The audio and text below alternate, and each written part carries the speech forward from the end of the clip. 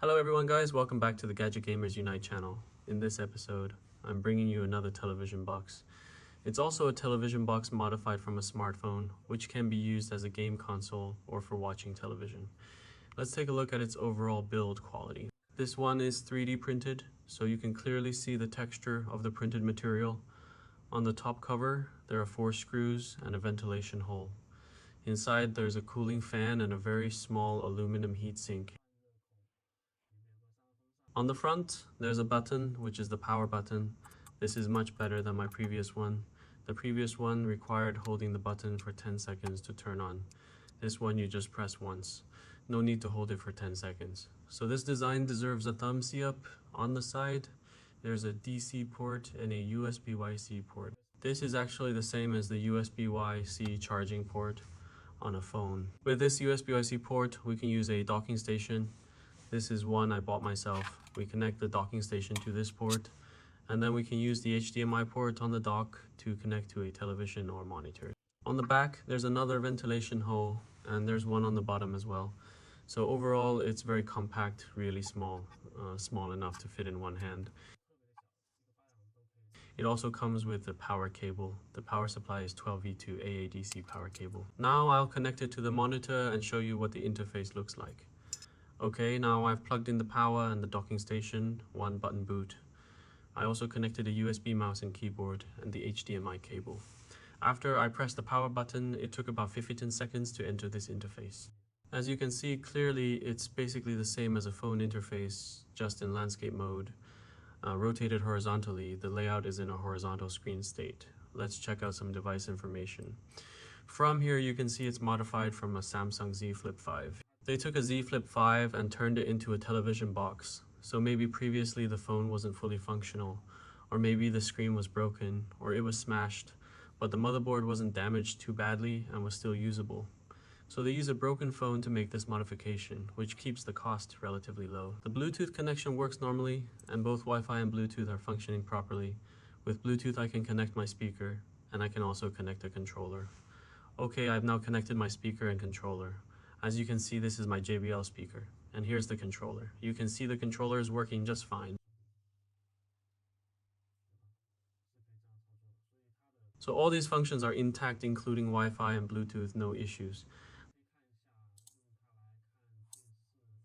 Okay, now we come to the more important part of today's episode, testing its gaming performance. First, I inserted a card reader with a TF card into the docking station. On the card, I put a few games, some PS2 games and some PSP games. We'll start by testing its performance with these. Another important point I want to mention.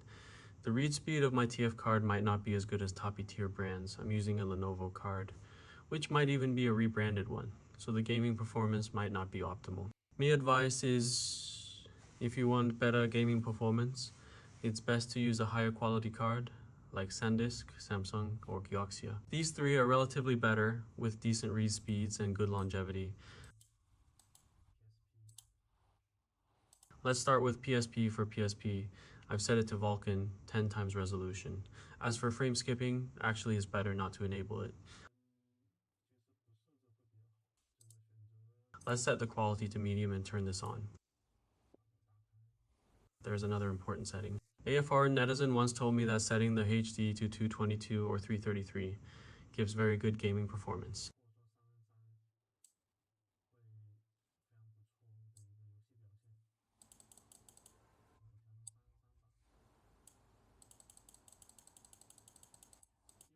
I'll set it to 333 because when I demonstrated the TrimUI Smart Pro S handheld, after setting it to 333, it became very stable.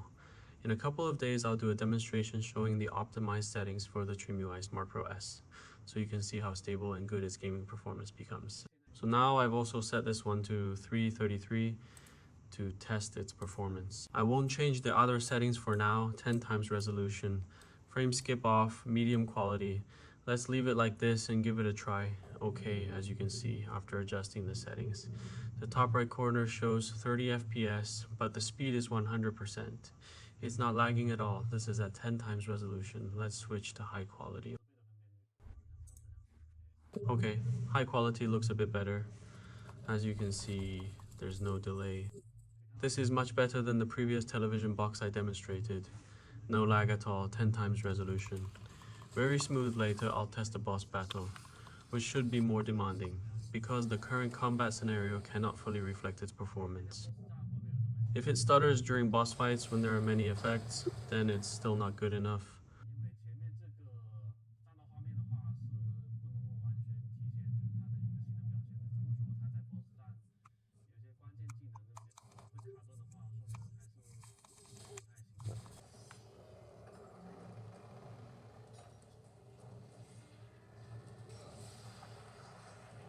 Oh, even this airship scene isn't stuttering, it's okay.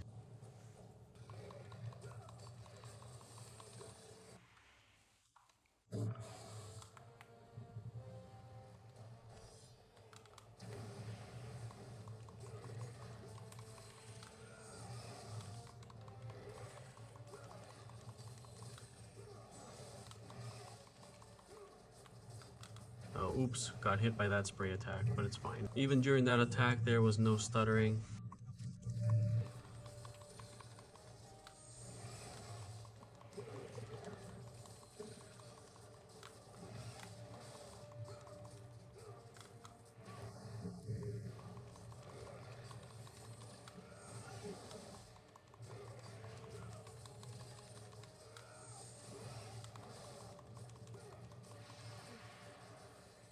Oh, here comes the key part. Let's see.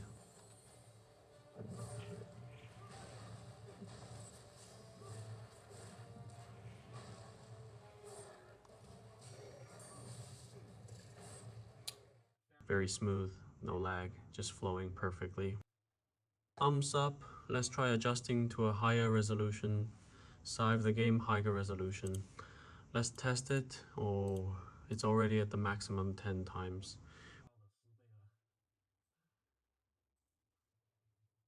Well, he's getting up again.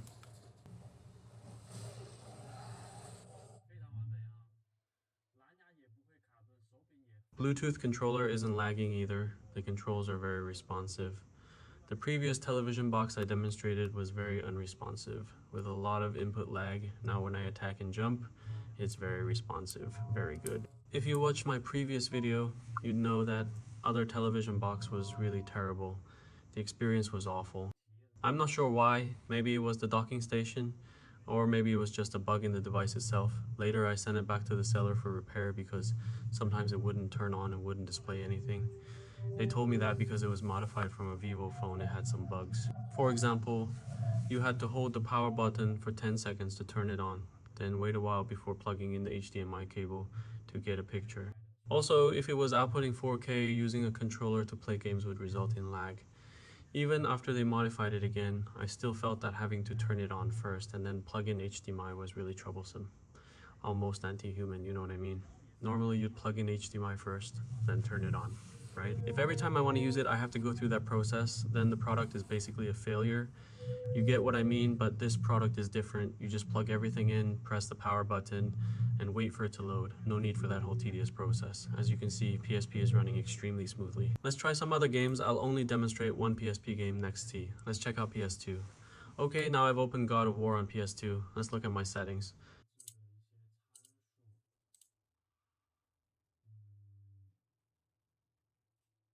2.75x resolution, and nothing else special changed.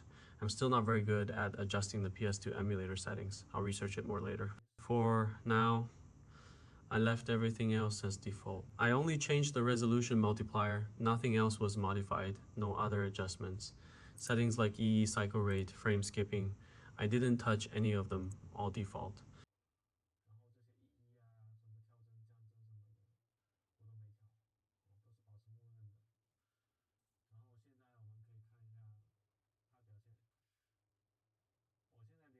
Now let's see how it performs. The controller I'm using has vibration. So when I take damage or when you see the boss smashing the walls later, my controller vibrates. That's pretty good. It allows you to experience the original PS2 vibration. I never played PS2 before because my family's conditions weren't very good back then.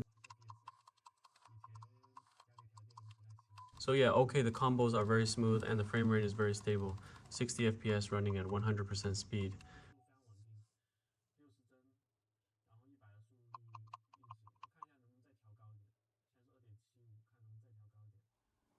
Let's see if I can increase the resolution further. It's at 2.75x now.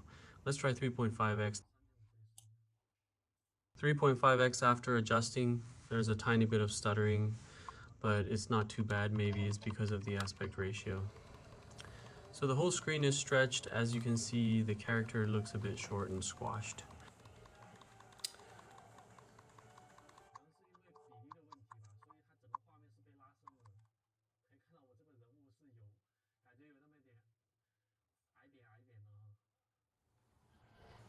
Now we're outside in a confrontation with the boss. Oops, got hit. Still no frame drops.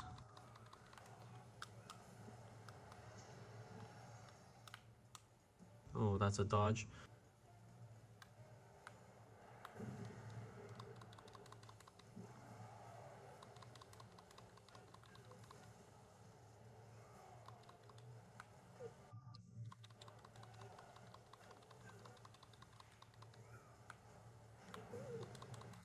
Oh, damn, that was brutal.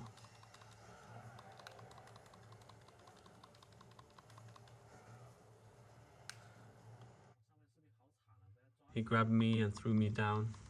Is this still a god?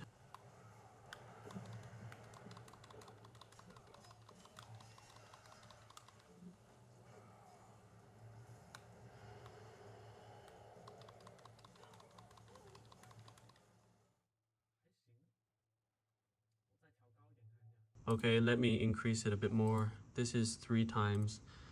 Let's see what the maximum is. We tried 3.5x already, right? Let's go straight to 5 times, see how it goes. Okay, 5 times. Now look at the top right corner, around 50 FPS, speed dropped to 80%. There's a bit of input lag, and it doesn't feel as smooth.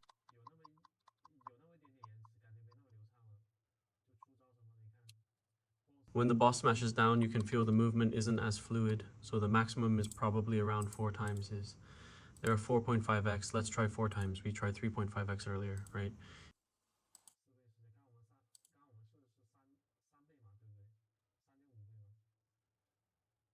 4 times S hold be okay, 60 FPS.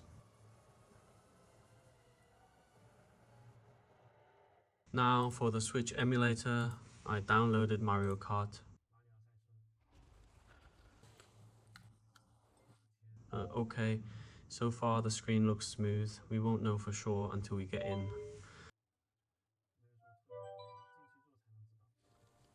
Let's choose Mario. I won't change the kart. I just use these wheels. I played it a little bit before. Okay, as you can see in the top left corner, it's around 60 FPS right now. See 60 FPS, no problem.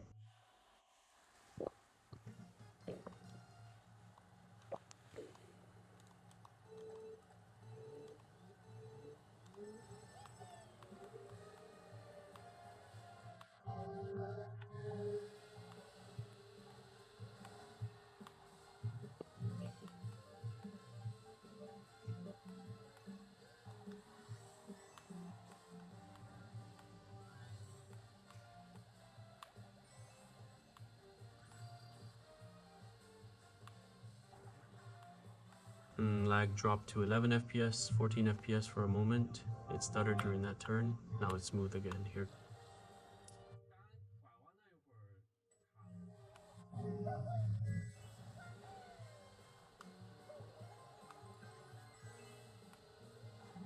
comes a green shell. Always, as for the controller, the response is still quite good. It was just that one moment of lag, not sure if it was a coincidence.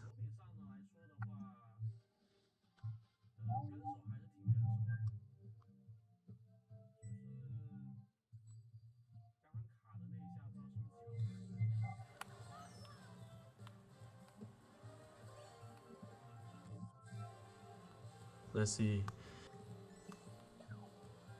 Okay, this part no lag now. Now it's lagging again. Starting to stutter. 20 FPS. Look, 0 FPS. 14 FPS.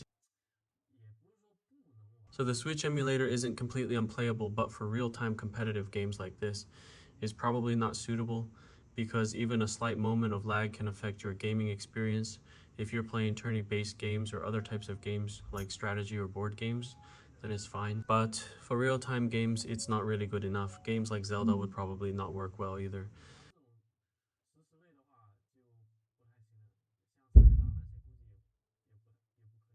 Look, it dropped frames again, lagged for a moment. Not sure if it's an emulator optimization issue or something else.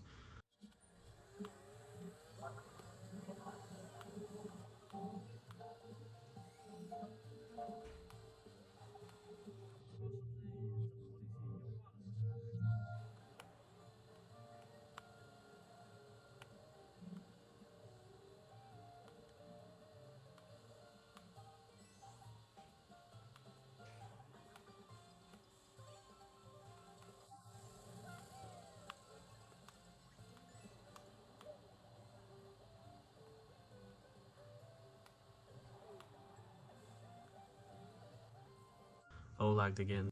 Now it's dropped to 2 FPS, 0 FPS, right? Logically speaking, it shouldn't be a performance issue because if it were a performance problem, it wouldn't be this kind of occasional stutter.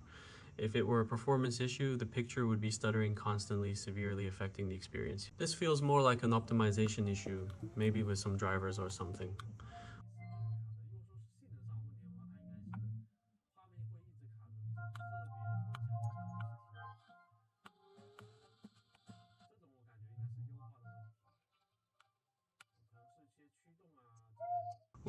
Almost ran over my own banana. Oops. I'll do another test after they release driver updates or optimize the software further. Then I'll come back and see if it can run more smoothly.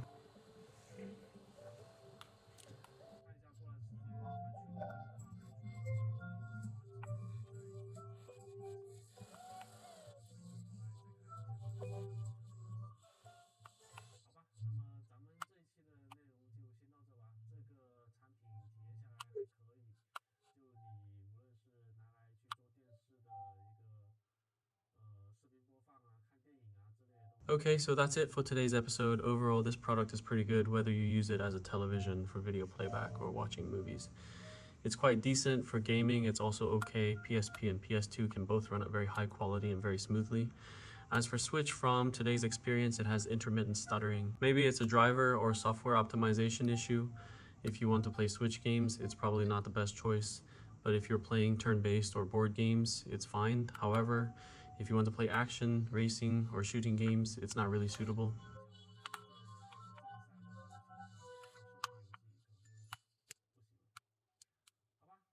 Okay, that's all for today's video. See you next time. Bye.